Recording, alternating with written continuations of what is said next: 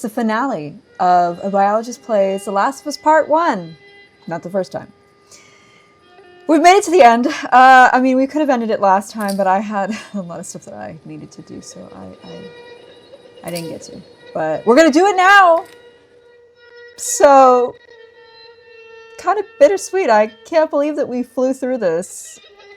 When I played it the first time, it took me an entire month. He's in here! Oh, we gotta start with this? Well, what do I have? What do I have? What do I have? Oh my god. Oh my god. Oh my god. No bows? Really?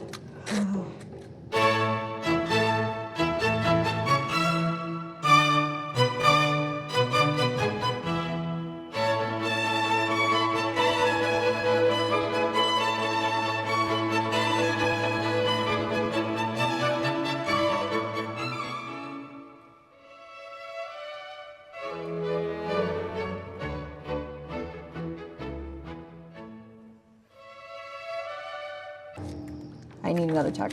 I gotta do something else. Literally anything else.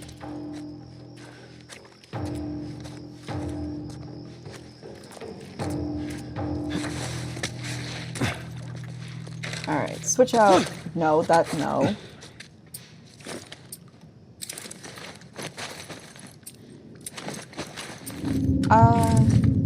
Hello?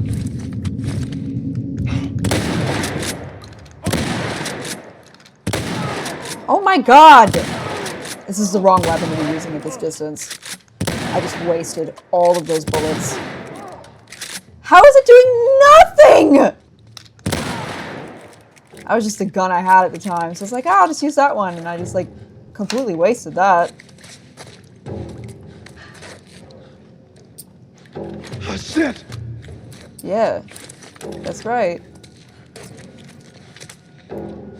Hi, friend!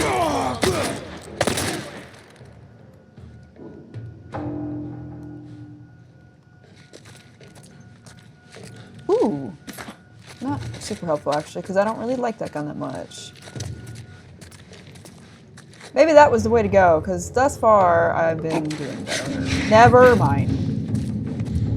That is no longer correct.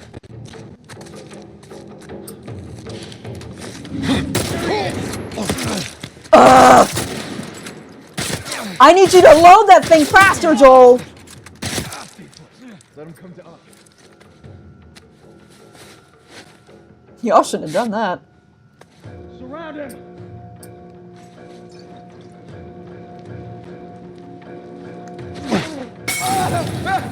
Damn it! Ah! That's no! You're gonna pay for it. Am I? I might.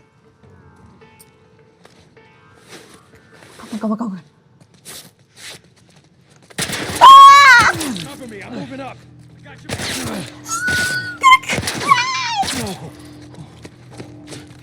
Go away! Woo! Give. Fabulous. Assault rifle. Alright. Don't lose it! Okay. Hi, friend!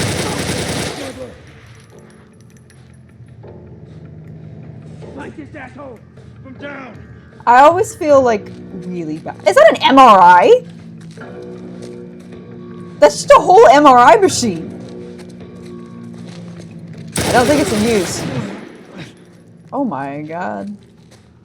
Somebody has their flashlight on me. Oh my god! He's only empty for a brief period of time.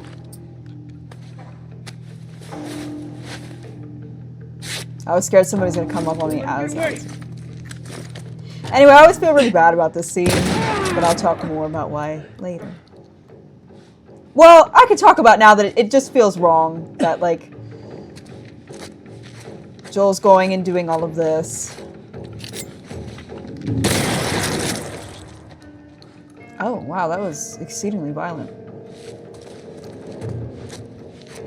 Like, doing all of this brutality but I know many people have very, very strong and different opinions on the ending of this game. And we'll talk about that soon. Dude, just load it.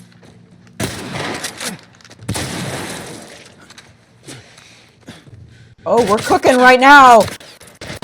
I want to look at those.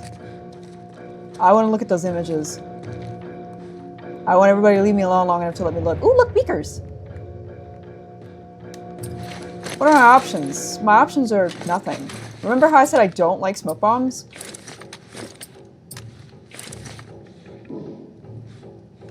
Is he over there?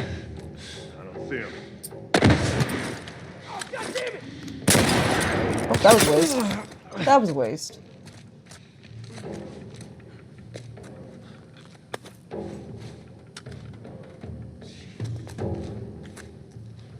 I want to be able to look at them better. I think I can kind of... I guess it's supposed to be Ellie. You can kind of see there's like something. Is he over Right there? up in the top there. No, he's gone. Oh, he's not gone. He's just busy doing science. Goodbye! Wow, I don't really have any bullets.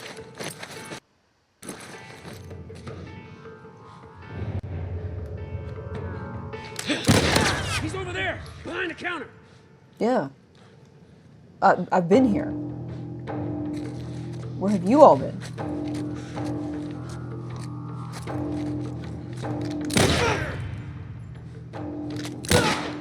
Okay. There's one.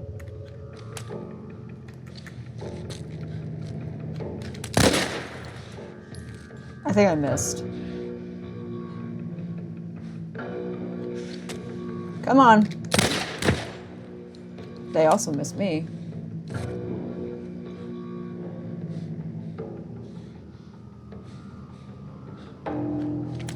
Come on.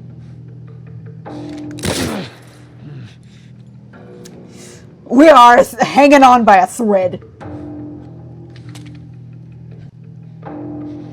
We're both playing chicken.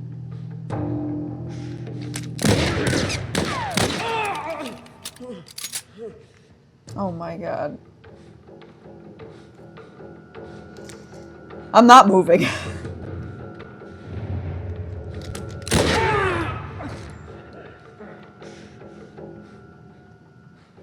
Still there.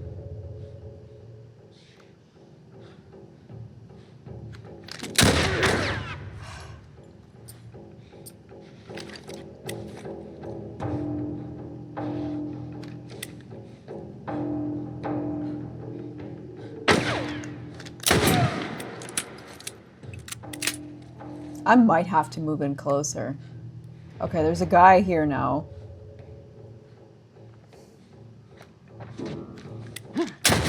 That was the wall. Okay.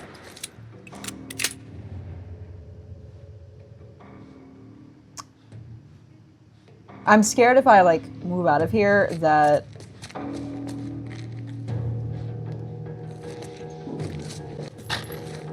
there will be people. Also, wait, this is what I wanted to look at. All right, now we can go look at this kind of somewhat in peace. So I guess this is supposed to be Ellie's brain scans.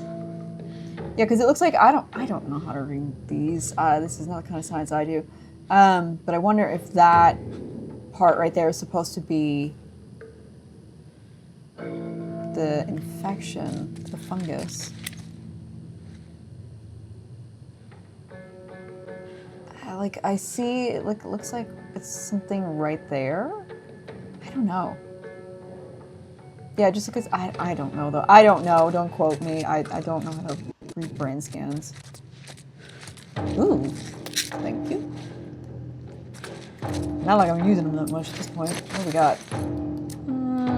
Ooh. This is actually useful! Let's talk about the difference between endoparasites and ectoparasites. Oh my god, somebody's here. So I didn't have that much longer, did I? Anyway, endoparasites are parasites that are on the inside. So, for example, they might be in the gut, or they might be inside of the tissue. They might be inside of the tissues, or the muscles, for example. Things like nematodes, several trematodes, tapeworms, which are also known as cestodes. So if you hear cestodes, they're talking about tapeworms, typically. But ectoparasites are on the outside. Where are you? A good example of an ectoparasite is, I've talked about these a lot. With Greenland sharks, they have a copepod eye parasite. Almost all of them have it, which is wild. They have what's called a high prevalence. The prevalence is the percentage of the population that has a specific parasite species. And it can be as high as like 97%, all the way up to 100%. Of the population will have at least one eye parasite. And they don't actually, they don't actually think that the copepod parasites really do that much damage. Greenland sharks already have really bad eyesight, so they're probably not doing that much to them. There was a hypothesis that potentially,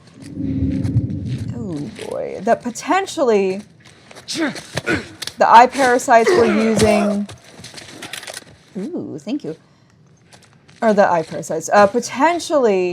the eye parasites were giving off like a bioluminescent glow that would help bring prey to the Greenland shark, but as far as I'm aware, they haven't found any evidence for that.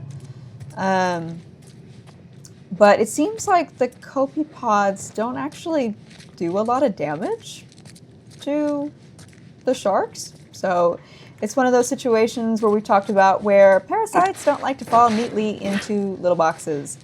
And certainly in that case, they don't. I feel like I've already been here before. But maybe not. You can hear the crickets.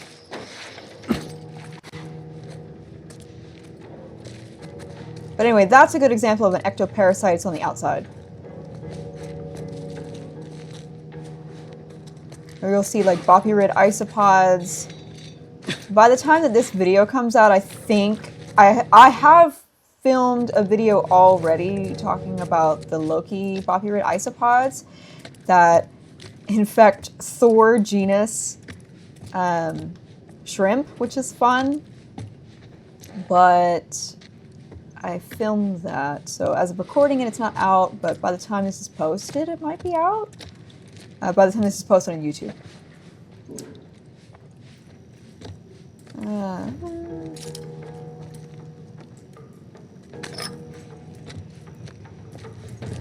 Oh my god, please, yes. Thank goodness. I'm still not enough to make anything.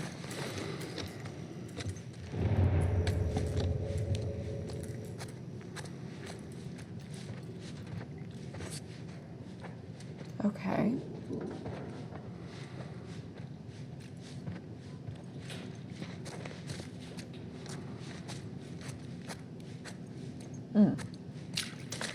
I wonder who did all this. Wasn't me. Ooh, what's on the board? Just do it. Parking lot. Edgar's can something again. Monthly organization scorecard. Shifts. Interesting. All right. I really need something so I can up my health. I'm just trying to find literally anything right now, and I'm not finding anything.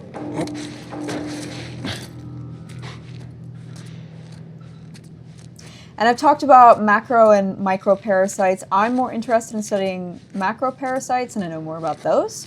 Macro parasites are multicellular parasites, And I'm specifically interested in metazoan macroparasites. Metazoan is animal. Some people study what are known as microparasites. Microparasites are singular-celled organisms. Think malaria.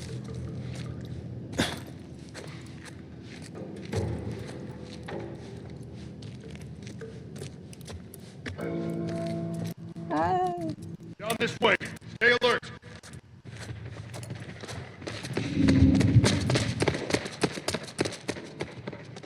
Oh dear God! A fucking massacre over here. I wonder who did that. To this floor. Find this guy now. Wasn't me. I don't know what you're talking about.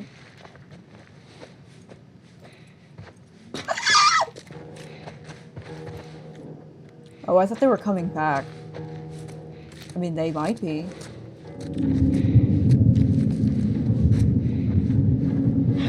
Is there someone there?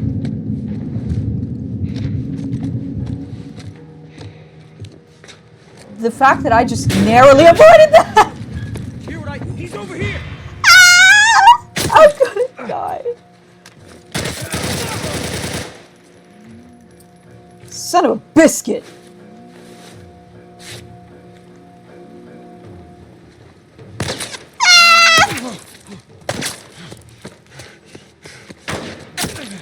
Joel, get down! Okay, that was a little bit over. It was necessary for that, but you know, it's fine. Anything for me? No? Oh my god, I'm like out of all of my weapons.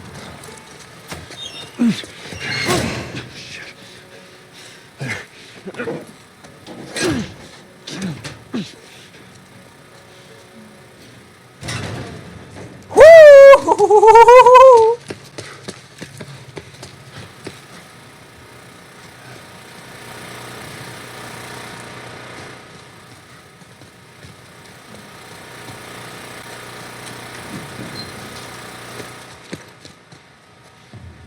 Also, in the last episode, my brain was fried and I was also distracted because it's like, oh, I'm talking about indirect and direct life cycles. Well, actually, I'll finish what I was saying. And so I said indirect hosts. It's intermediate hosts, which I left a note. But intermediate hosts are the ones that are in the middle. And then in the definitive or final host, because you can use either name, definitive or final for the last host they're in, that is where they become sexually mature and they can sexually reproduce and make even more little parasites. But in intermediate hosts, they're either growing or the parasites are either growing or they're reproducing asexually. April 28. Marlene was right. The girl's infection is like nothing I've ever seen. The cause of her immunity is uncertain. As we've seen in all past cases, the antigenic titers of the patient's cordyceps remain high in both the serum and the cerebrospinal fluid. Lovely. Blood cultures taken from the patient rapidly grow cordyceps and fungal media in the lab. However, white blood cell lines, including percentages and absolute counts, are completely normal. There is no elevation of pro-inflammatory cytokines, and an MRI of the brain shows no evidence of fungal growth in the limbic regions, which would normally accompany the prodrome of aggression in infected patients. We must find a way to replicate this state under laboratory conditions. We're about to hit a milestone in human history equal to the discovery of penicillin. After years of wandering in circles, we're about to come home, make a difference, and bring the human race back into control of its own destiny. All of our sacrifices and the hundreds of men and women who've bled for this cause, or worse, will not be in vain. Hold on a minute. April 28. Marlene was right. The girl's infection is Okay, I like remembered. nothing. I was like, wait, because there was so much going on. They just got her. It takes a little bit to grow anything, to culture anything on a petri dish. So how do you know it got cultured? Did you do it in like 2 seconds? It takes a little bit longer than that. Now, again, I'm not an expert, but in the times that we've done bacterial growth in the lab, you need a little bit more than like the short period of time that we've been here. Like, yeah, no, the chat's like, how long was Joel out? That's my question. The bacteria and the fungi need a little bit of time to grow. I have shib, so use it. Because there might be goodies in here, and I need goodies. Oh, there are plenty of goodies in here. Woohoo!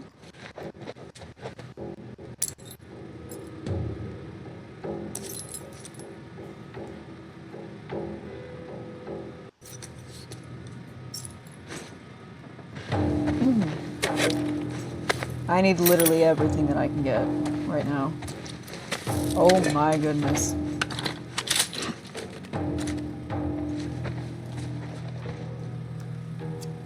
Anything else? Ooh! Alright. Definitely need one of those. Oh, yes. Fabulous.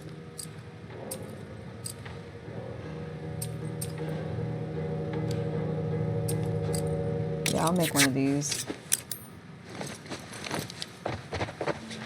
Ooh, there's more. Fantastic. Okay. Let's survey what we have.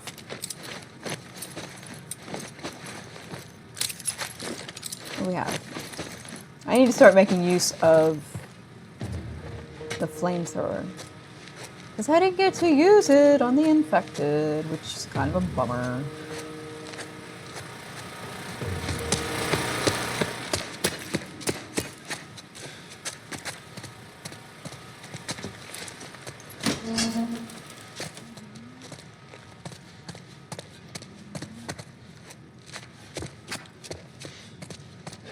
Let's go in here.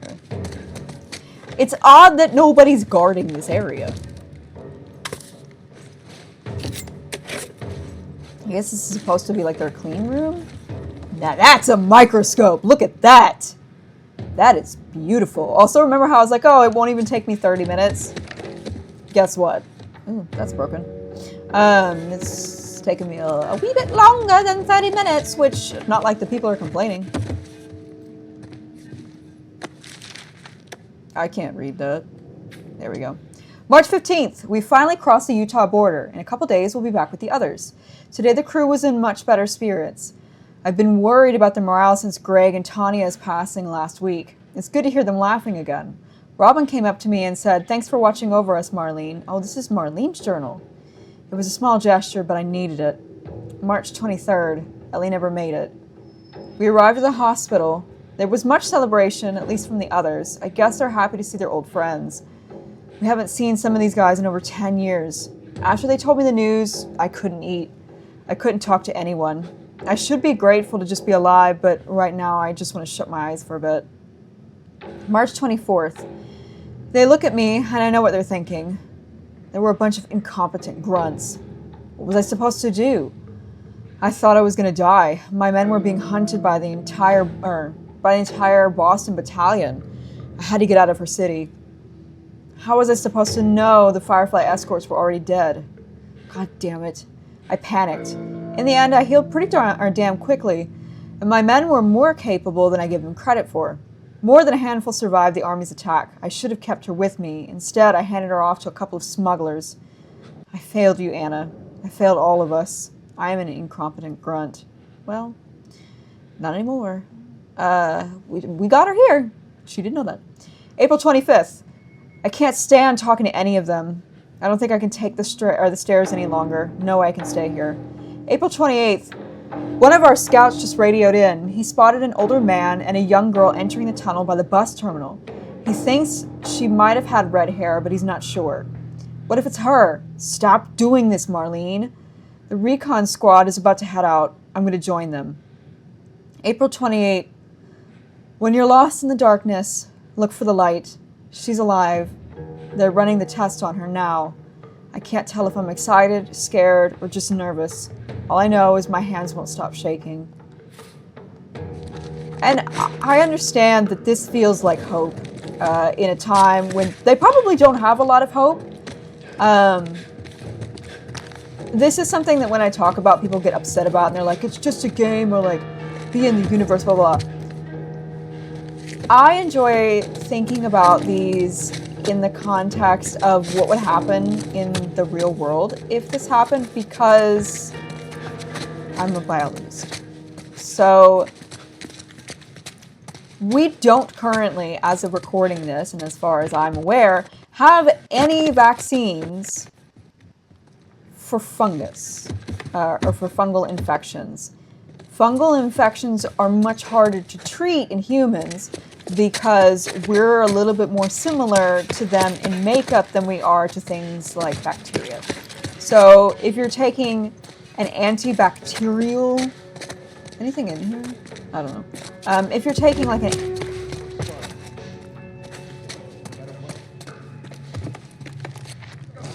if you're taking an antibacterial medication, it's fighting bacteria. If you're taking antifungal medication, it's getting rid of fungi. And so those are, in fact, two different things. And so, and like we have vaccines against viruses and such, but we don't have anything against fungi. And vaccines take a lot of money and effort and work to make. And in a place that is really just doesn't have the resources, I don't know how they would manufacture, like mass manufacture. I'm trying to remember which direction I came from. I don't know how they would, I think, yeah, they need to go this way. I don't know how they would mass manufacture any kind of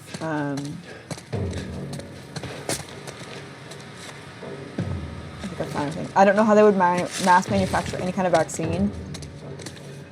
And the other thing that you have to think about too is that in this universe, science has been put on hold. Nobody's doing science for the most part. Like, people are probably like doing some science still, but not to the degree that like we're running empirical tests. Well, I can't go that way.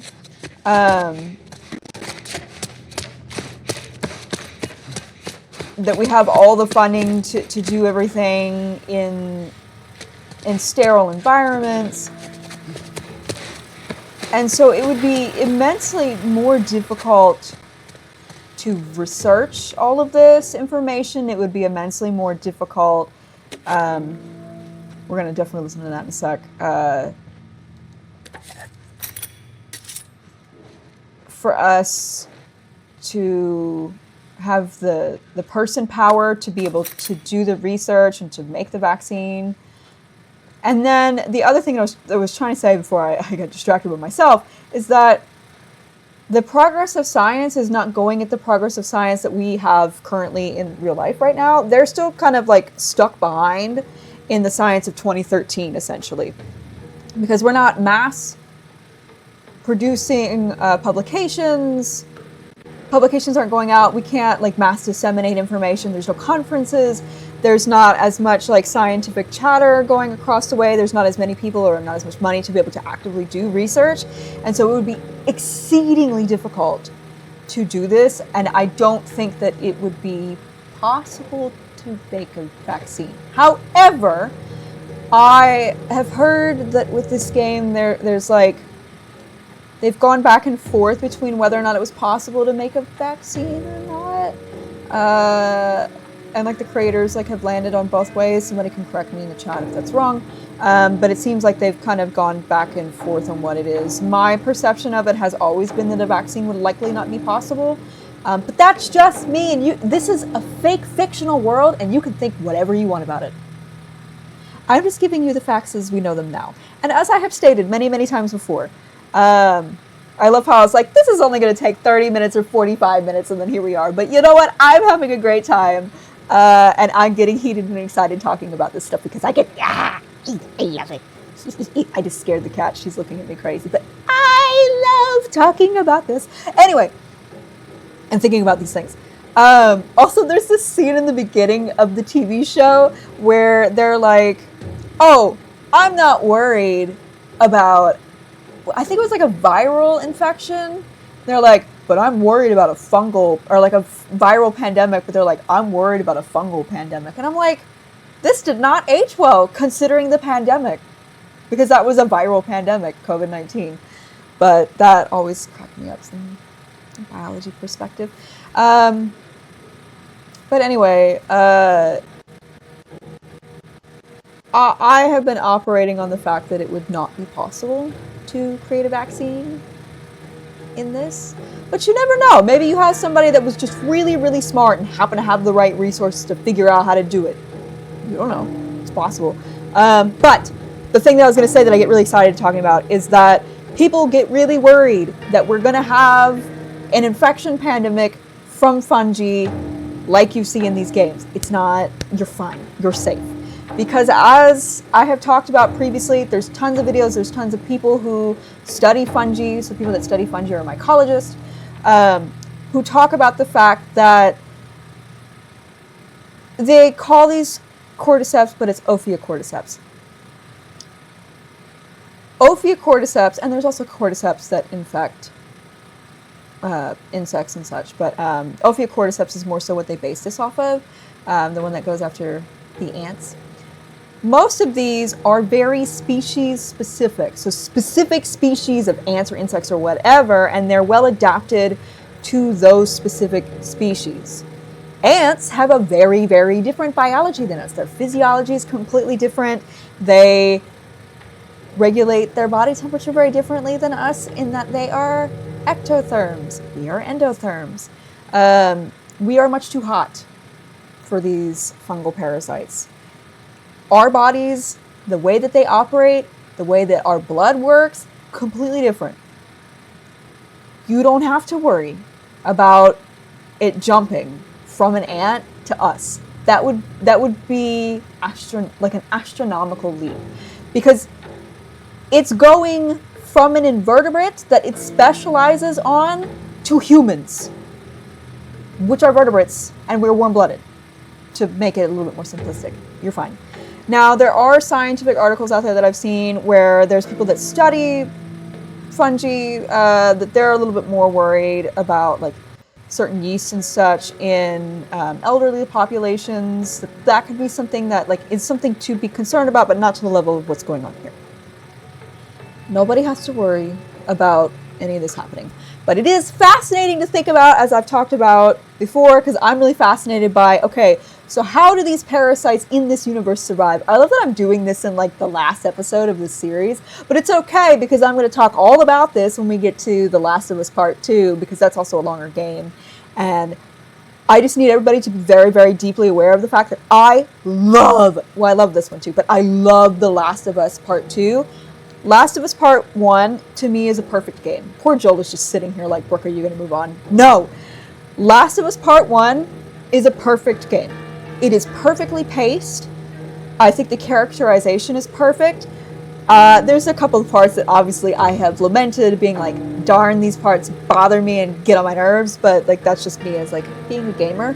But in general, the whole game is phenomenal.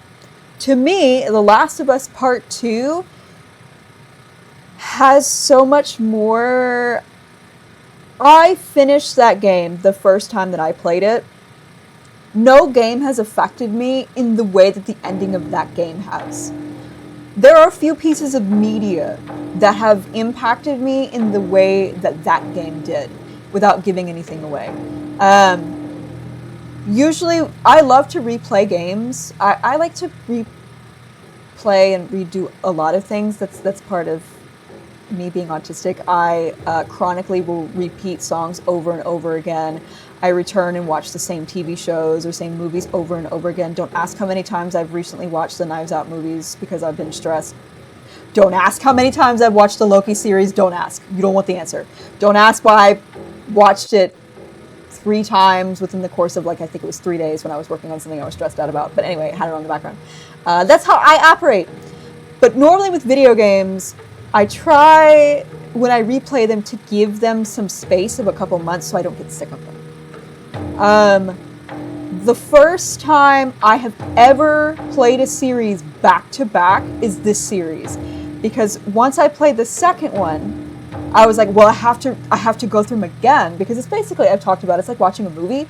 I just had to go through it again, with like the renewed vision of, okay, so I've seen both of them all the way through. Now I need to go back and be able to pick out some of the details and like reprocess everything.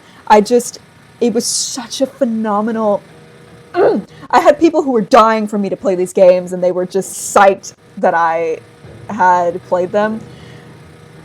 Yeah. And of course, I'm automatically really excited about it because I love parasites, and I love thinking about parasites, and I love thinking about this world and how these work, because I've talked about pretty extensively through this series. Poor Joel has just been sitting here this whole time like, girl, move. Like Ellie at this point, it's over. But thankfully they don't like force you to get out of here, and nobody's bothering me. And the background music is doing too much right now as I'm talking about this thing excitedly. But you know what? I know that you all love it when I talk excitedly. I think back fondly to the moment in the Subnautica game where I was talking. I went on a 15-minute rant about asexual and sexual reproduction. And I remember going back and being like, yeah, I think I talked for like 15 minutes, and then I went back and edited the video. I was like, I sure did. And this is probably going to be 15 minutes, and don't worry, by the time we get to the end of this game, it's going to be another 15 minutes of me just talking about it. But hopefully you have seen that I've been like gushing enough as I've been doing this playthrough. I've been a little bit more tired this playthrough than I was like with Below Zero, because I've just been doing too many things and preparing for that symposium, but at the conference. But it's also been hard because like it's hard to talk about this game to me until like my thoughts about it are, I can't talk about it unless I talk about the complete story of this first game. It's hard for me to talk about it without like having all of the pieces together. So we will talk about that. But anyway, the parasite stuff, what I was saying is that I have talked kind of extensively through this playthrough about being excited, thinking about, okay, so what are the environmental factors that the parasite prefers that gives them higher fitness? Fitness, by the way, you probably heard me say it a couple times, fitness is kind of a nebulous term. It's not like a nebulous term, but it's nebulous in the fact that people don't usually well define it. And so a thing that I've talked about and even like stated in a publication that is published is that if you bring up fitness, you need to define what you mean by fitness, because fitness can have multiple different meanings to multiple different people. And so when I'm talking about fitness in this case, I'm talking about fitness in that, what are the environmental factors? What are the things that the parasite needs in order to help it survive long enough to be able to move the parasite's spores onto its next host? And so in that case, like, what is going to give it higher fitness? What is it going to give it a better chance, or like make it more successful at getting its spores into its next host, right? And so I'm really excited about the different environmental factors. And you can have abiotic factors, which are environmental factors that are not biotic. So things like temperature, water, like if there's a lot of water or moisture in the area, or if there's none, or if it's really dry. Salinity, which doesn't count for these, but it counts a lot when I'm thinking about marine parasites. And then I got distracted because I was like, oh, let me check the chat, because I've just been like going on for God knows how long at this point. But those are abiotic factors. Biotic factors are factors like the host, for example. Those hosts are alive. So hosts have different behaviors. Hosts have different ways that like they eat, which means that there might be different ways that the parasite can go in between hosts. We've talked about before, I think, that oftentimes parasites are transferred by the host eating something that has the parasite in it, and then it can be transferred on. So for example, sometimes there's cases where a snail might be infected, and you wouldn't think that this is how it could be transferred, but it does happen, where a mammal, for example, is an herbivore, and you would be like, wait, they're an herbivore, why would they eat snails? If they're just eating a bunch of grass, they might accidentally eat a snail and not realize that they've eaten a snail, but that parasite that's in the snail can move on into its next host, which is that mammal. That's something that does happen. But those are biotic factors of like how many hosts are in the area that are available to the parasite, for example. But I love thinking about all of those kinds of things of like, what would make these parasites tick? Like, how would they survive? What would drive them? How would this like work? And then it's also just fascinating because people have really slow generation times. We've talked about generation times before. People have really slow generation times, particularly in comparison to ants, which have very fast generation times. Remember that the generation time is the time that it takes for the individual to be able to reproduce, or like multiple individuals to be able to reproduce and pass on their offspring, sorry, getting things mixed up and getting too excited. Generation time is specifically how long does it take for one generation to be able to reproduce and then make the next generation. And so for ants, it might be a really short period of time. I don't know how long because I don't study ants, but with humans, it can be several years, which is a very big time difference. But there's all kinds of like interesting things that I love to think about, and I just love to think about it from a behavioral perspective because I love behavior and I study behavior a lot, and it's just really cool how parasites can alter behavior to give the parasites higher fitness to be able to move on into their next host. But anyway, now that I've talked about this for I don't know how long, let's listen to whatever this audio is, which some of these I haven't found before, so we're listening to them all together for the first time.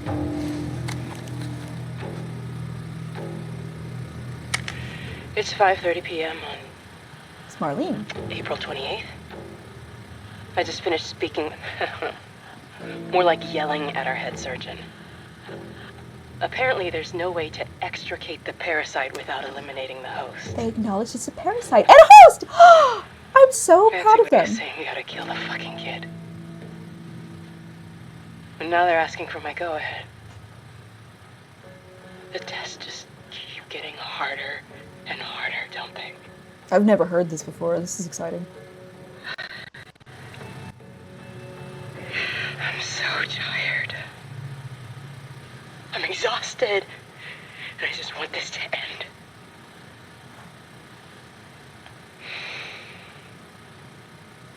So be it. That's got me tearing up a little bit. What an impossible decision that I'll have opinions on later. We'll get there. We'll get there. Don't you worry. Don't you worry, everyone. All right.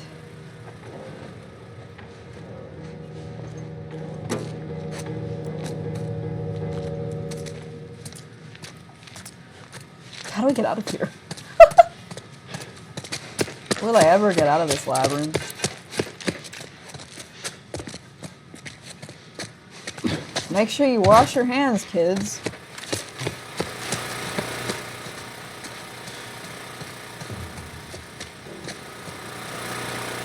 Well, we're not going out that way.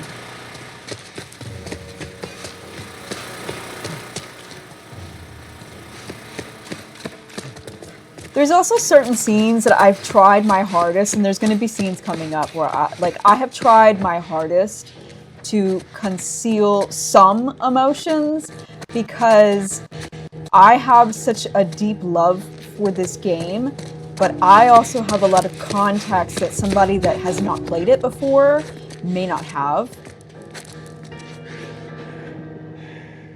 Yeah, that's it. Did you see the guy going through Come on, Ellie. this number?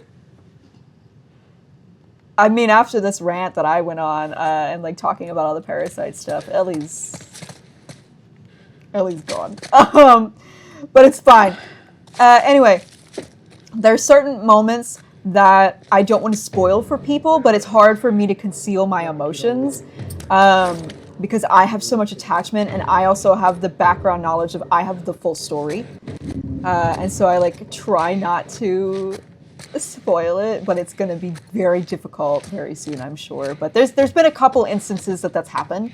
So I'm like, because I know that some people will be watching me play this as like their first playthrough. Oh, the next one is, yeah, so like Captain Manguito said, the next game's gonna be very hard. I'm gonna do my best to not spoil it with my emotions, and like once we've gotten to the point, be like, okay, I can like let them happen, but there's, it's gonna be hard. It's gonna be very hard. Cause like I know what's coming, and so then like I'll already start feeling the emotions before it happens. And then I'm like, oh no, people like are gonna know that it's coming, but maybe that makes it more exciting. I don't know. I will say, as of posting this, or as of recording this, sadly, my Last of Us playthroughs are not doing as well as the Subnautica ones. The views are sadly much lower, but it's okay because I'm having a really great time. That's what matters. But if you want to share these with your friends, family, subscribe if you haven't before, that seriously does help me a lot, especially right now while this is kind of like doing social media and science outreach is kind of my job in between jobs right now.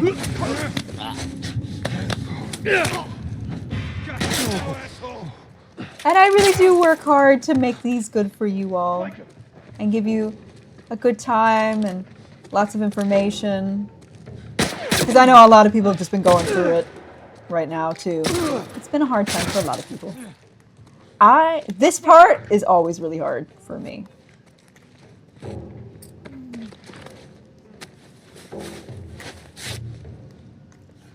I say as everything else has also been hard. Come on, buddy. Oh my god! Okay.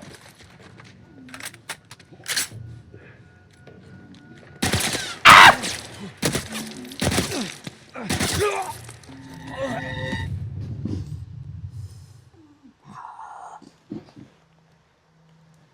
Everything's fine. Just stand in the open, Joel. That's a good idea, right? It's a nice party trick.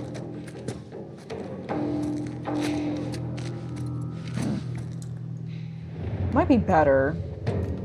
What are my options? Ooh! Ooh. Ah. Do you have a brick? Who the hell is this guy? He brought the kid all the way from Pittsburgh. That's all I know. Marlene insisted on questioning him herself. Huh? Hey, you hear something? Watch yourself. Have fun! He's in here! Don't... Who saw me?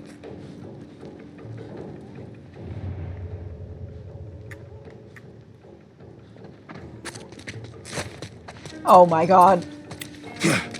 Oh my god, that's a wall! I need you to load this thing faster. Like, it's nice, sometimes I like pull for it because it's like a one shot and done. It just takes so long to load it.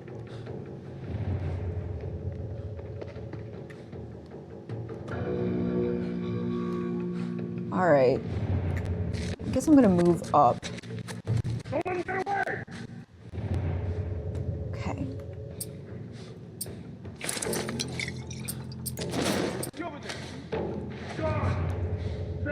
There's just one guy.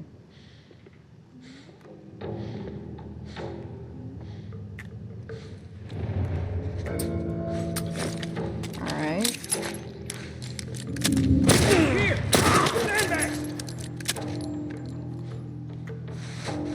Okay. Keep him busy.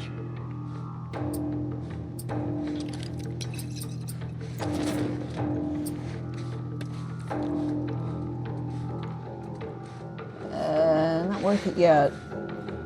It's about to be. Over there. Get down. Oh my goodness! I still don't know how to swap weapons quickly. I've never figured that out. Okay. I'm doing much better.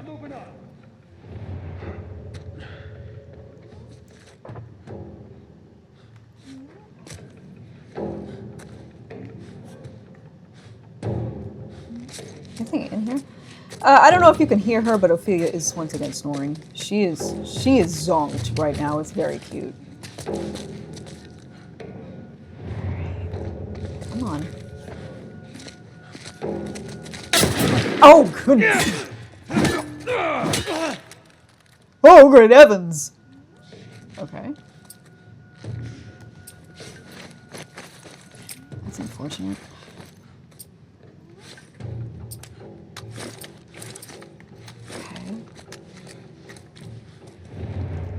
There's a guy right there. Where the fuck did you go?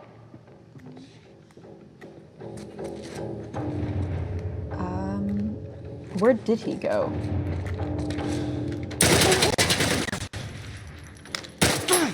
Oh my god! Ah! What the- I'm sorry, Ophelia. Yeah, I don't have a specific schedule for when I scream? Oh my god, for when I stream, it's basically after I've finished working on the things that I've had for the day. I usually try during like normal time. I'm gonna cry. I made it all that way. I see him!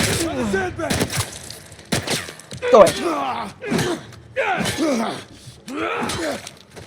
ahead. This will be the last time though that I will stream for a while, most likely.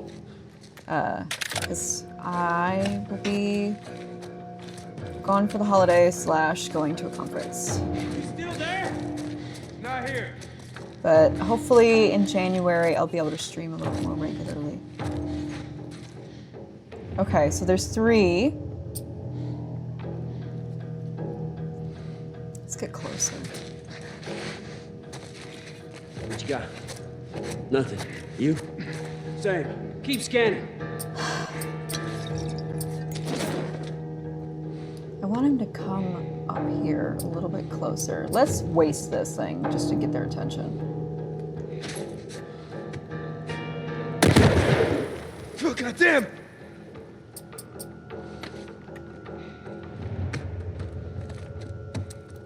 Is he over there? He's gone. Because I don't want to waste...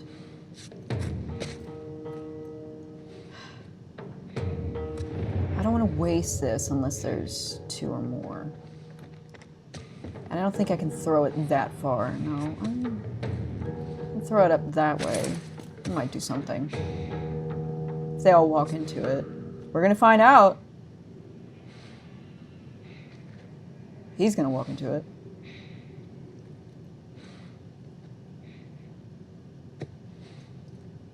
Motherfucker!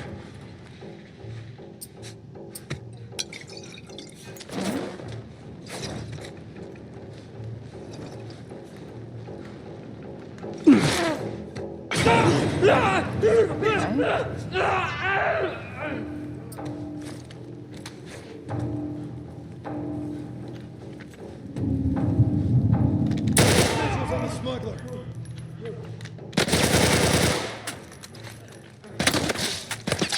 Joel, I need you.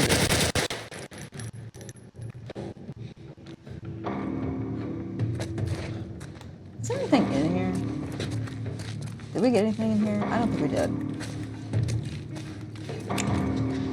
Okay. There's a dude. I know. Dang well. Go ahead.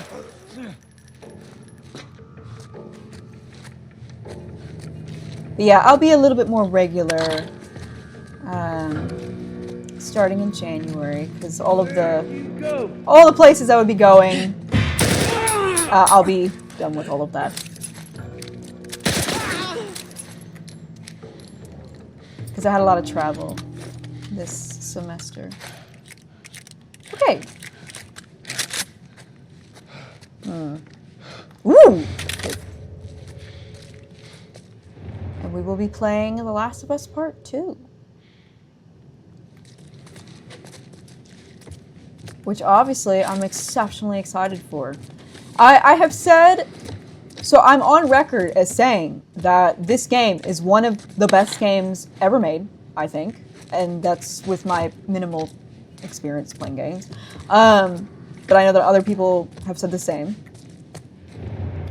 However, and this might be a controversial take, I think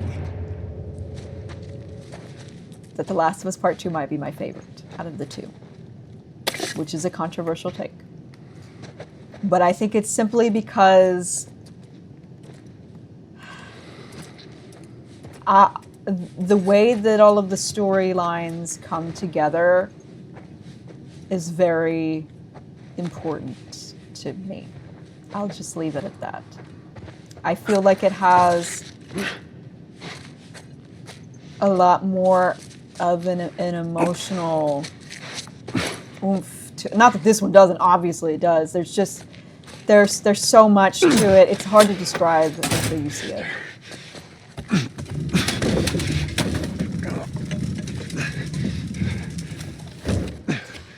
Remember me last time going, it's only going to take me 30 minutes, maybe 45 minutes, maybe.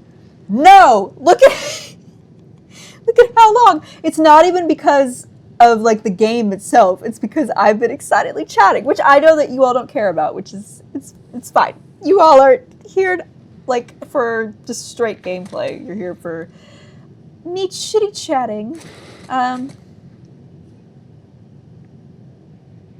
Look at that. The sailboats and the whale. Okay.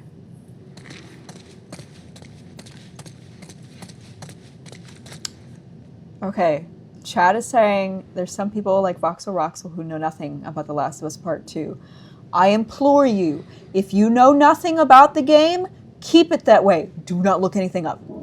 YouTube's probably going to automatically start trying to give you spoilers. If you can go into that game with knowing as little information as possible, that would be better. Try your hardest not to learn anything. Don't look anything up. Don't do anything. Go into it. Go into my playthrough.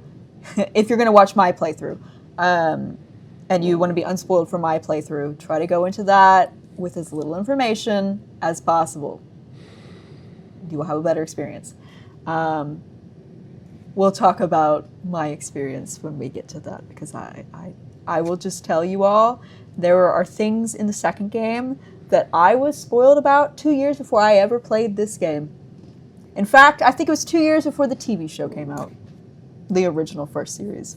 So, you know, but anyway, that's, I implore you, if my streams, and I'm honored if this is the case, if my streams are the first time that you are ever watching The Last of Us, don't look any information up before we start. Okay. Here we go.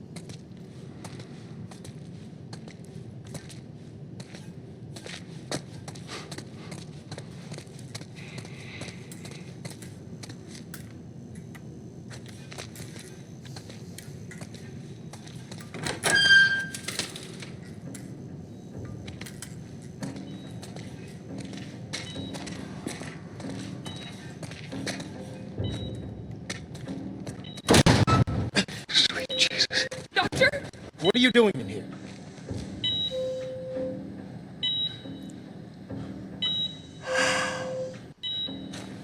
I won't let you take her. This is our future. Think of all the lives we'll save. Don't come any closer. I mean it.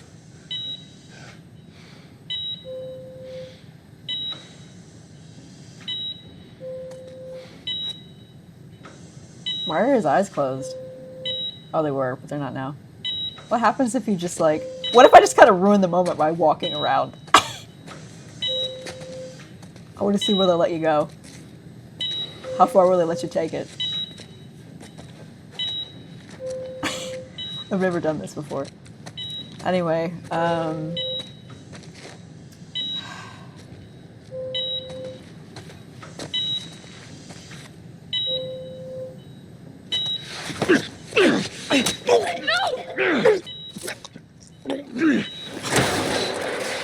Animal! Carrie, shut the hell up!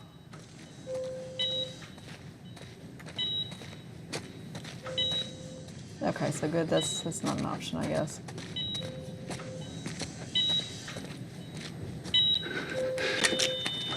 Come on, baby girl.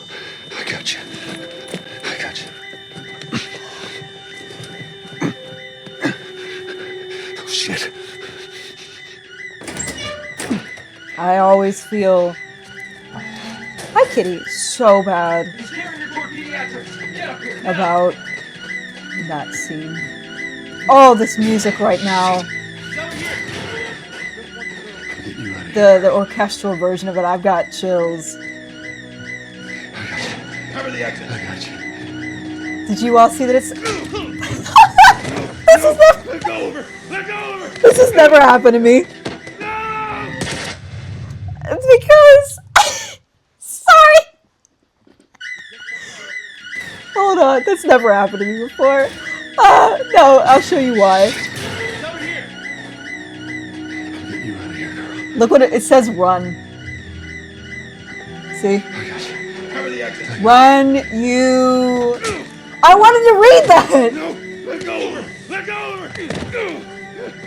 No! Sorry, I just wanted to read it because it's clearly it's a thing that they left in there for you to be able to see, but they don't leave me alone long enough to let me read it. Run. You really need something. I don't know. Maybe I could pause that later. Come on. Tell me which way. I know where to go. Guess not that way. Go around to the other side! Brooke. Are we? Brooke. This is your last chance. Stop him! Now! I got him in my sight! I said get back! I don't know how you just avoided those bullets. Hey, stop!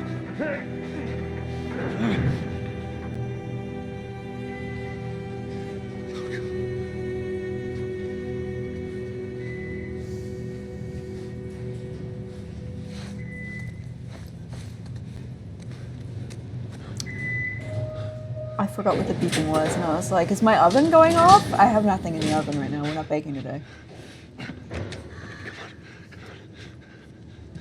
You can't save her. Even if you get her out of here, then what? How long before she's torn to pieces by a pack of clickers? That is, if she hasn't been raped and murdered first. It ain't for you to decide. It's what she'd want. And you know it. Look. You can still do the right thing here. She won't feel anything.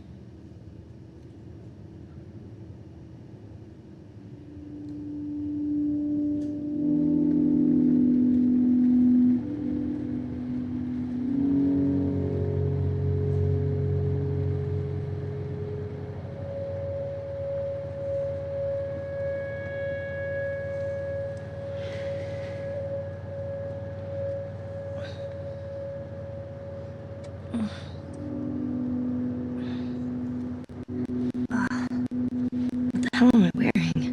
Just take it easy. Drugs are still wearing off. What happened?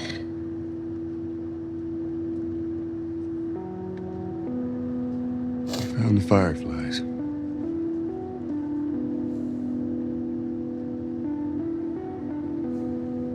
Turns out there's a whole lot more like you, Ellie.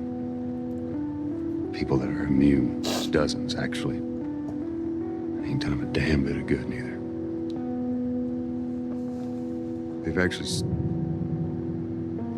They've stopped looking for a cure.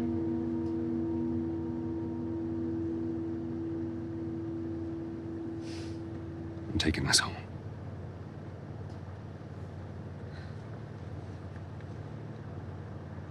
I'm sorry.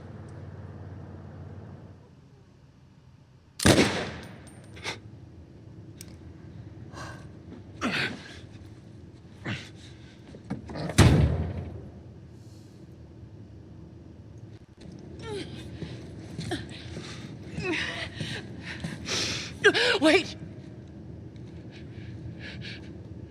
Let me go. Please. You just come after her.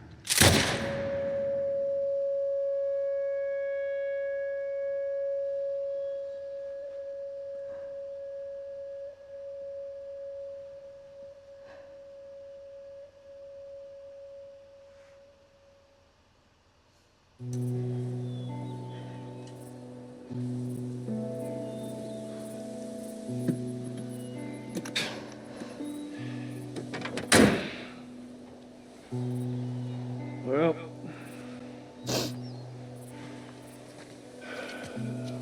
Looks like we're walking.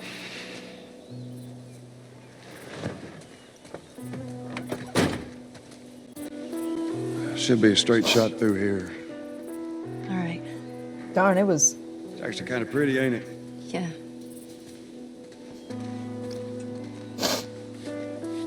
Darn, we were so close too. That car just barely made it. Not like it was gonna go through that. It is pretty. Can we fall off the ledge? Guess not. How did he get her backpack? All right. Now watch your head going through. Here. I got it. Feeling my age now. Don't think I ever told you, but Sarah and I used to take hikes like this. I think the two of you would have been good friends. I think you really would have liked her. I know she'd have liked you. I bet Look I at all the would. flowers.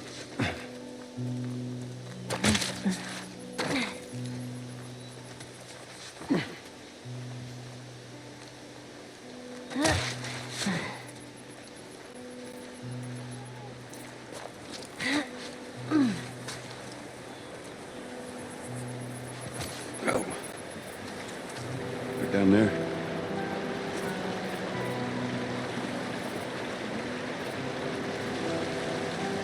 Just a little bit further now.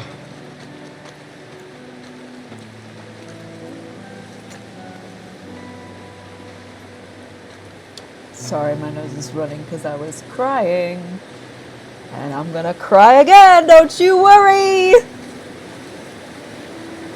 Shout out to the one person in the YouTube comments that I had to block because they were like, are you crying in the first episode where Sarah is killed? And I'm like, are we really trying to be like, oh, you shouldn't have any emotions? That's one of like the most devastating openings to any piece of media, really. Hey, wait.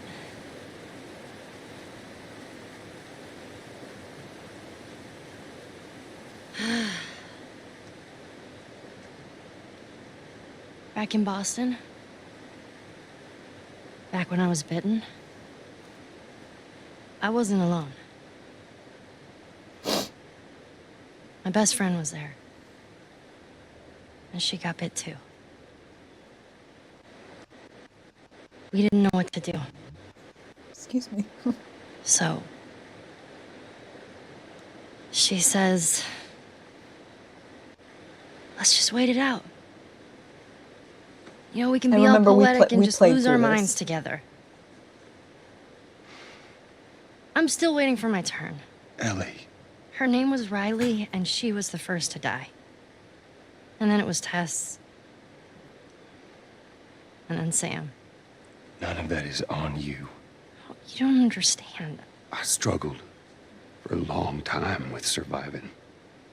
And you... No matter what, You keep finding something to fight for. Now, I know that's not what you want to hear right now. Swear Belle, to but it's- me. Swear to me that everything that you said about the Fireflies is true. I swear.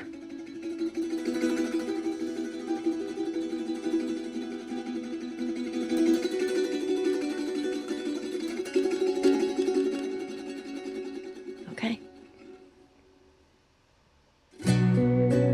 That's the end!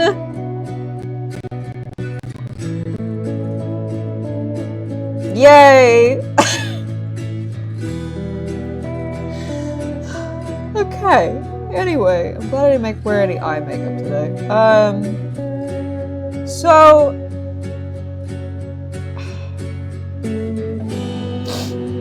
hold on a sec, fam. Can you all hear? I feel like the music's a little bit loud. I'm gonna turn it down a little bit. That's good. I just want you to be able to hear me talk. Maybe not that low. What did I have it on? And my tummy is growling so loudly right now. Anyway.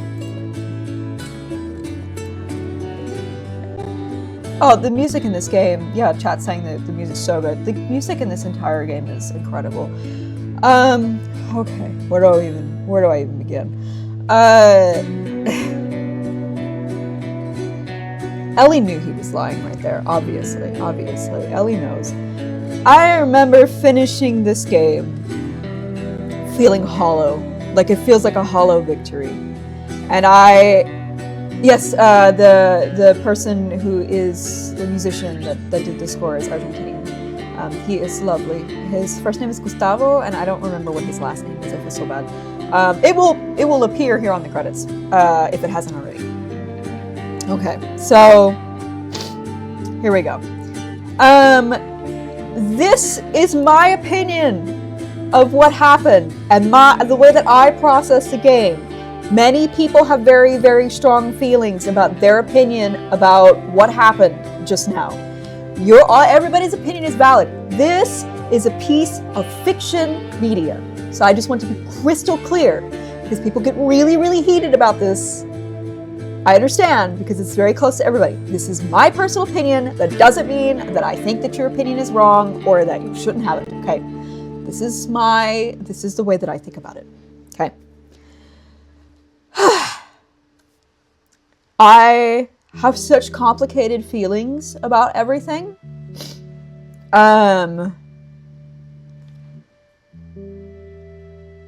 Where do I even begin? So Ellie should have been told. 100%. Ellie was a child, I guess 14. She was 14. She might have been 15 at this point. It doesn't matter. She should have been told, and they should have asked for her consent. It's not fair to do this to anyone. To be like, hey, we're going to have you give up your life for something that may even potentially not work, right?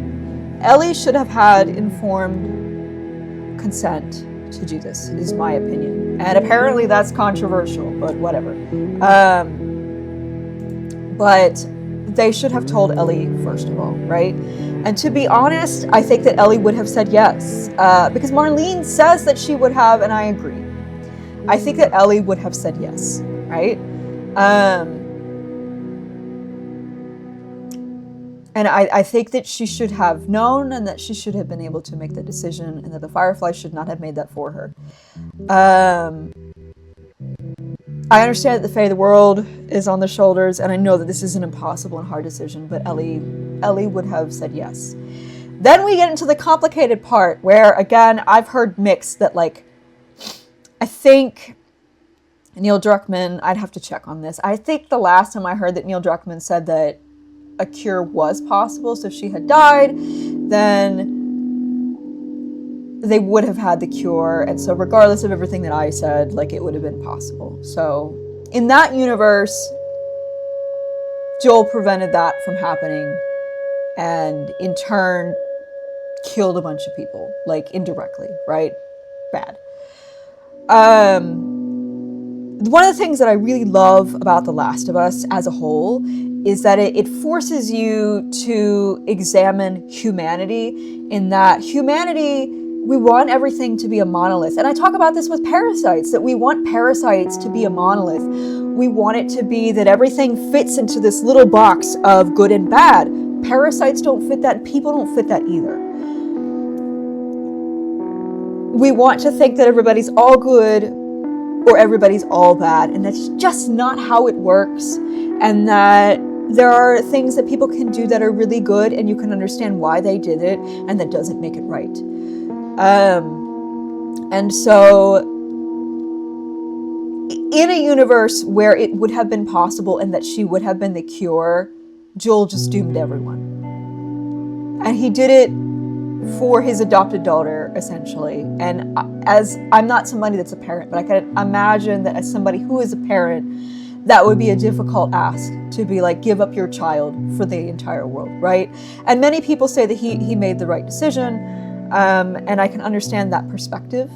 From my perspective of like, let's say that the vaccine was not possible because of the biological perspective, that this is such a hard, like it makes it more bittersweet in my opinion, because Ellie would have given her life for something that would not have happened, which makes it worse, and that Joel did in fact save her, and neither of them knew that it wasn't possible. And I think I saw that in the past that they had audios that were taken out of the game, or like pieces of information that were taken out of the game that showed that they had tried and found other people that could have been potentially infected, and that it had not worked, and that Joel was in the right to save her, and that they wouldn't have been able to make a cure. And that one I find to be even more devastating. Killing Marlene gets me every time, because it just, I understand Joel's perspective of she would just come after Ellie, like that's like going after Hope, and Marlene would have continued to do that, but it's Marlene, obviously, and like I'd never heard that audio before, and I'm like starting to tear up and cry right now, but like Marlene obviously very, very deeply cared for Ellie too, and that was not an easy decision for her to make. And again, I've talked about how like they should have given Ellie the opportunity to make the choice for herself, but like it's an impossible choice. It is such a hard choice, and it's so hard, like Joel just kept making bad choices after bad choices. And so I have such complicated feelings, and they get even more complicated when we get to The Last of Us Part 2. That's not giving anything away. It'll make sense when we get there. I have such complicated feelings for Joel, because I understand where he's coming from. And I understand the fact that he feels like he's healed this part of himself, and he has been able to find this daughter in Ellie. But Ellie is still a person, and Ellie is an autonomous human who deserves to have these choices, and to continue to lie to her about this and to not give her choices is not right, and it's not fair. And it's doing a huge disservice to Ellie, and is a horrible thing to do to her, to not tell her the truth. And I stand by that. And the ending just and like going through the hospital and killing all of these people, and then running through the hospital and then killing Marlene to save this child, because you're living out. And like maybe this next part that I'm gonna say is like maybe it's a little bit too hard on Joel, but like going and doing all of that and not giving Ellie the truth and not giving her the real information, so that way you can live out your feelings of losing your own daughter on Ellie, and placing such a huge burden, there goes Ophelia, on Ellie, placing an unfair burden on Ellie to be the child that you lost is unfair, and is not really healing. in my opinion. And again, like, all of this is my own opinion and like things that I've thought about the game. And I know that there's people that agree with me, that I've talked with that agree with me. There's people that don't agree with me. That's fine. You're entitled to your own opinion. These are my own feelings and opinions about a fictional piece of media. I feel horrible about killing that doctor. I feel like there were ways to have done it without killing him. Yeah. And so I remember getting to the ending of this game. And like, I'd seen the TV show, so I knew, but like, getting to the end of this and just feeling hollow. And again, that's what I really love about these games, is that it makes you examine humanity, all of the good things, all of the bad things, and that people are complicated. And people can do good things, and people can do bad things, and people can do good things for the wrong reasons or bad things for good reasons.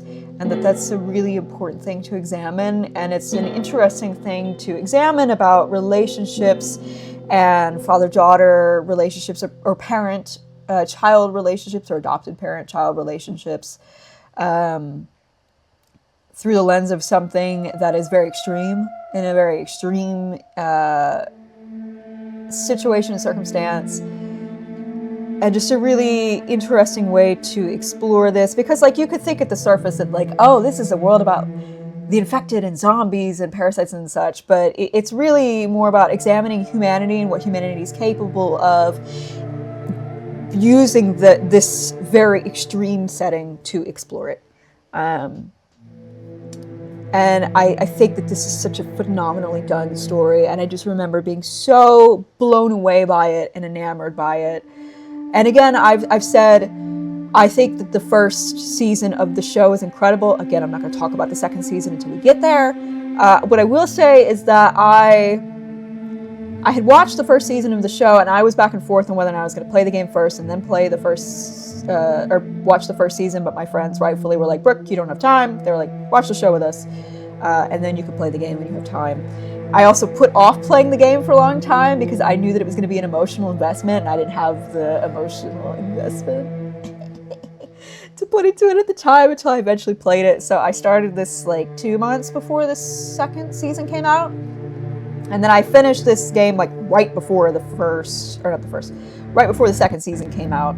And so I was playing slightly concurrently with the first season, and then like it took me too long to play the game. So then I was ahead by watching the show than I was with the game. But I did the same thing with Dune, where I watched the first Dune and then read the book, and so then I was caught up, and now I'm caught up on all the movies that are going to come out. But I think that they did an excellent job examining the themes of this game and giving the same emotional gut punches, and even somehow managing to make even more of a gut punch. So like I talked about David, I was so in the moment that I didn't get to talk about it that much. But David is even worse somehow in the show. I really, really liked how they did it, where it's an examination of what happens to dangerous people when they use religion to help them gain more power in a community and in a society. And it's not an indictment as to Christianity. It's just an indictment of people who use and abuse power and use religion to do so. I thought that was a really fascinating perspective, that you get a little bit of it, like you get inklings. They have stuff that lets you know that there's some kind of like Christian group in the game, but you don't get that as much as you do in the TV show, and I thought that was very well done. And it makes you hate him more, to be honest, which shocking, I know, right? Because we've seen the scene, right? And I've said before too that I think that Bella Ramsey, they did an excellent job. Like the scene when Ellie runs out of the building and Joel comes up behind her and is like grabbing her, and she just starts screaming, and she's like, no, like that was real and raw, and I was just blown away by the way that scene was done. Obviously, I've said before, I love Pedro Pascal. I think he is a great Joel. Did an excellent job. A lot of the great, like, emotional, like, seeing over time how he's, like, very distant and very, like, standoffish to, like, growing to see Ellie as his adopted daughter. And you could see that there's genuine love and affection and connection between Bella Ramsey and Pedro Pascal. I thought that was really well done. Obviously, I have talked about how I just absolutely loved the episode that they did with Bill and his partner, Bill and Frank, and the episode where they had Ellie and Riley, and how important it is that we have this representation of queer individuals, queer couples, queer characters. People are always like, oh, like, why are they throwing queer characters and couples in our faces? Queer people have always been here. It's just that the status quo has been heterosexual couples. And anytime that anything like that happens, where voices that have traditionally been pushed away or pushed back start coming into the frame, people that are in power or that they frequently see themselves are going to push back on that because it doesn't feel natural to them, despite the fact that it is. But I don't remember what I was going to say. What else I was going to say? Music in this game is great. I love this series, and I was really excited to play this. I've been excited because I just wanted an excuse to talk about it and to talk about parasites. And I also just think it's important that people see that scientists in general are humans. I have very human thoughts about human interactions. I'm interested in human relationships. Also, it's important as somebody who's autistic, because a lot of times people think that autistic people don't have empathy or emotions or relationships with people, or they're not interested in relationships. And when I say relationships, I don't mean like necessarily like a couple. I mean interactions and relationships, like friendships, father-daughter relationships, those kinds of things, that we are interested in those types of things. But I love The Last of Us. Sometimes when I talk about The Last of Us, I get so excited, I get like goosebumps. I don't remember there was something else that I really wanted to say, and I don't remember what it was. The chat is saying that the game is a million times better, and that's always going to be the case with source material, because you have a lot more time to spend with it than you do in a TV show or in a movie, because we could play like 20 hours of this game and spend 20 hours with these characters, and you get a lot more depth, and you feel a lot more for them, especially if you're playing as the character. You have a lot more of an in-depth connection with them, versus what happens when you just watch them over 7 hours versus playing them for 20 hours, right?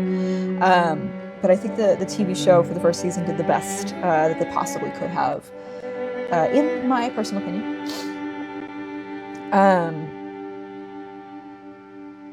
We will be starting the playthrough in mid-January when I come back from everything.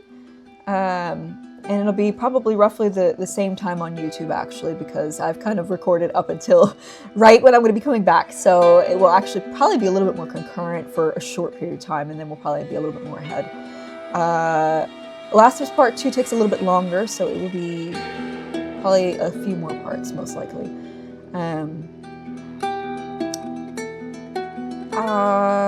Trying to think, there was something else that I wanted to talk about.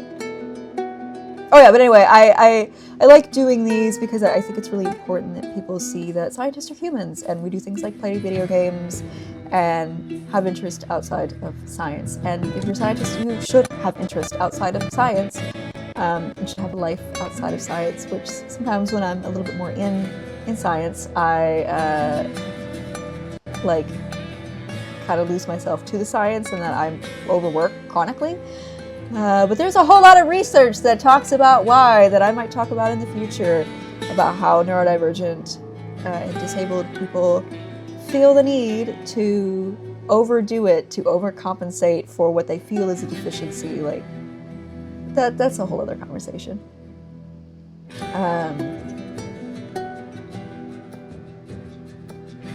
but yeah, the streams will be more regular when I come back from the holiday break and the conference, so don't worry, everyone in the chat. The chat is talking about characters that I'm not even going to say their names because I just don't want to spoil it for people that don't know anything about it. I'm trying to remember if there's anything else that I wanted to talk about because I feel like there was, because I just have so much love for this game, but I'm just like, And again, remember how I was like, oh, the video will only be 30 minutes or 45 minutes, and here we are. I love this game so much. And everybody that's watched, everybody that has supported me and came here, I really appreciate you all. I appreciate the game devs, everybody, all of the credits that happened here. Thank you all for your work. I love it when humans create things and when humans make something so human, literally. Going back to that comment where there was somebody, like I cried multiple times during this playthrough, many people do, during this game. I feel like I'm saying a lot because I'm thinking, but I mentioned there was somebody that commented like, oh my god, are you crying? In the first episode. And I blocked them because if I see terrible comments, I just block them immediately because I'm like, oh, if you're gonna not play nice with me or the other kids in the pool, then you don't need to be here. Good riddance. But thank you everyone for saying you appreciate me in the chat. But anyway, I don't know what I was gonna say. Oh, I think it's important too that we have emotions and that we show emotions, and that it's okay to have emotions and have these emotional reactions to these stories that are moving and that make you feel things, because that is being human. It's crying about something in a story is so important to me because, like I said, that's so human, and that's something that generative AI can't replicate. And when all of these game companies or these movie studios are trying to push generative AI instead of the fact that humans have been creating stories for as long as we've been around. We have cave paintings where people were just painting pictures of their hands on walls. We have been creating stories and art and music and all of these for pretty much as long as we've been around. It is something that is inherent to us. We need to create and make things. We need to have emotion and feel things. It is part of human biology and human mental health. And I think it's so important to show that we have emotional connections to things and that we cry. And it's important to me that I don't cut out me crying, or that I don't apologize for crying or feeling emotions or feeling strongly about something that I love, particularly as somebody who's autistic. I don't know, it's very important to me. I also do want to mention, this is a critique that has been levied, and once you hear it, you can't unsee it, that it is disturbing to me and unfortunate that every black character that is in this game is killed in a really terrible way. And yes, it is important to mention that many people die in this, obviously. But all of the main black characters have to go through a lot of trauma and then are killed or die in terrible ways. And that is unfortunate, and why it's really important that in general, when you are including black characters, indigenous characters, Latina characters, queer characters in these stories, that you also include writers who have lived experience in these areas, because there might be biases that you don't realize that you have, or there might be biases that you didn't mean to put in these stories that do appear. And so me, as a white cisgendered person, if I was trying to write the story from, let's say, the perspective of a Black trans person, which I think I've used this example before, that I can't speak to that because those are not my experiences. And so there are things that I'm going to inevitably get wrong because I haven't lived that experience, right? And so it's important that people do a lot of research, that you have sensitivity readers, that you include these people, a diverse cast, in the writer's room when you're creating these things. So that way we're giving the best representation, we're giving people the best perspective on other storylines, on other perspectives and ways about life, because you might think like, oh, it's a video game about a fictional universe in the future, but these fictional universes include things and include perspectives that can still apply to how we perceive people in real life. And so that is something that is very, very important. But yeah, that was something that was important that I wanted to say about this game series in general. Yeah,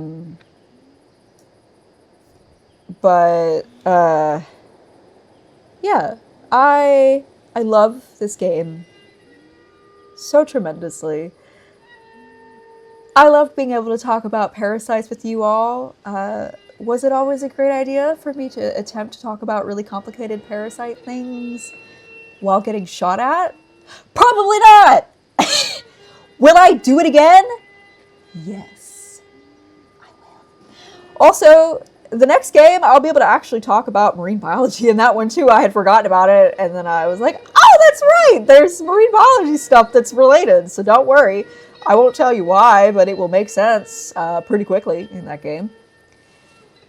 But yeah, we'll be able to talk about parasites and marine biology, and I'll certainly talk more about what it's like to go to grad school and be a scientist. And I'll also hopefully be okay with the fact that sometimes there's going to be certain playthroughs where I'm going to be so locked in that maybe I don't talk about science, and that's okay, because I get worried, and I'm like, oh, people are coming here to be like, oh, it's a biologist talks about. I get like insecure, nervous that people are like, oh, you say that you're a biologist, but you're just using that to get views or clicks, and you're not even talking about biology. It's like, well, sometimes I'm human, and I can't focus on two things at once, and sometimes y'all just want to hear me play the game.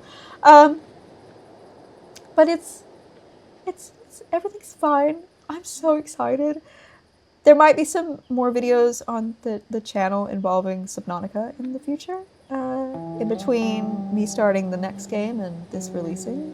We'll find out by the time this gets released. I'm trying to think if there's anything else.